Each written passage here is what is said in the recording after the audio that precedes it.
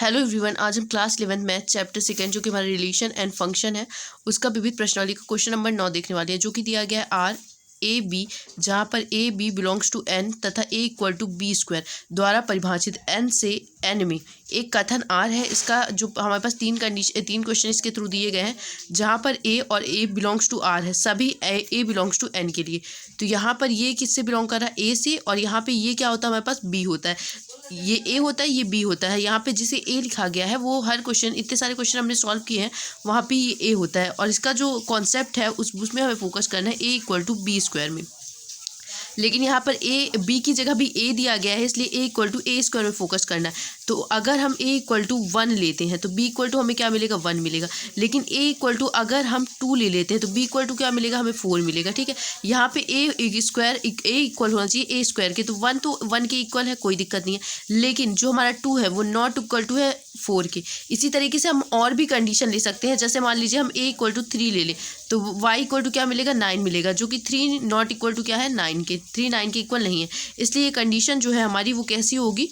False होगी। ठीक है, यही हमें इसमें प्रूव करना था। अब हम आते हैं इसका जो सेकंड क्वेश्चन दिया गया था, हमें सेकंड क्वेश्चन जो दिया गया था वो दिया गया था ए और बी बिलोंग्स टू आर का तात्पर्य है कि बी बिलोंग्स टू ए होगा। ठीक है, तो यहाँ पर अगर हम ए इक्वल टू जब हम इसको सॉल्व करेंगे तो ए इक्वल टू अगर हम 9 ले लें और b इक्वल टू हमारे पास क्या है? 3 है। और इसकी कंडीशन जो थी, तो यहाँ पे हमारे पास क्या बन गया? 3 और 9, 3 और 9 बन गया। और इस क्वेश्चन में जो स्टार्टिंग में दिया गया था a इक्वल टू क्या है? हमारे बी स्क्वायर के। तो इसका a जो है वो 9 और 3 सॉरी, यहाँ पे हमने पहले 9 लिया है फिर 3 लिया है। तो यानी कि 9 जो है वो इक्वल टू है किसके? 3 के स्क्वायर के। 3 का स्क्वायर क्या होता है? हमारे पास 9 होता है, इसलिए ये कंडीशन तो सेटिस्फाई हो गई। लेकिन अगर हम a इक्वल टू 3 ले लें और b इक्वल टू क्या आ जाएगा? यहाँ पे b इक्वल टू क्या होगा? b इक्वल टू यहाँ से लेंगे b का स्क्वायर, यानी कि b का स्क्वायर यानी कि 3 का स्क्वायर क्या हो जाएगा? तो 3 इक्वल टू b, 3 का स्क्वायर 9। तो 3 जो है 9 स्क्वायर के इक्वल, 9 के इक्वल है? नहीं है, बिल्कुल भी नहीं है। a इक्वल टू अगर हम 2 ले लें तो ये a जो होना चाहिए उसको स्क्वायर होना चाहिए, तो b इक्वल टू क्या आ जाएगा? हमारे पास 4 आ जाएगा। तो 2 जो है नॉट इक्वल टू 4 है। ठीक है, इस तरीके से ये जो कंडीशन है ये भी गलत हो जाएगी, है ना। अगर हम a इक्वल टू 3 लेते हैं और b इक्वल टू 9 ले लें तो b का स्क्वायर के इक्वल होना चाहिए, यानी कि 3 इक्वल टू 9 का स्क्वायर क्या हो जाएगा? 81 हो जाएगा। तो ये इसके इक्वल बिल्कुल भी नहीं है, इसलिए ये कंडीशन भी क्या हो जाएगी? हमारे पास फॉल्स हो जाएगी। ठीक है, अब हम आते हैं क्वेश्चन नंबर थर्ड में, जो 9 का हमें थर्ड दिया गया है। 9 का जो थर्ड हमें गिवन है वो है A B belongs to R, B C belongs to R का तात्पर्य है कि ए और सी भी बिलोंग करना चाहिए आर से।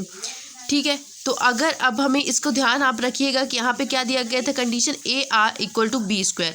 ठीक है, satisfy this condition A equal to B square, और बी इक्वल टू होना चाहिए सी स्क्वायर की। यहाँ पे ये भी कहा गया है, इस कंडीशन को हमको सेटिस्फाई करना है। ए इक्वल टू मान लीजिए हमने 16 ले लिया और बी इक्वल टू क्या है? 4।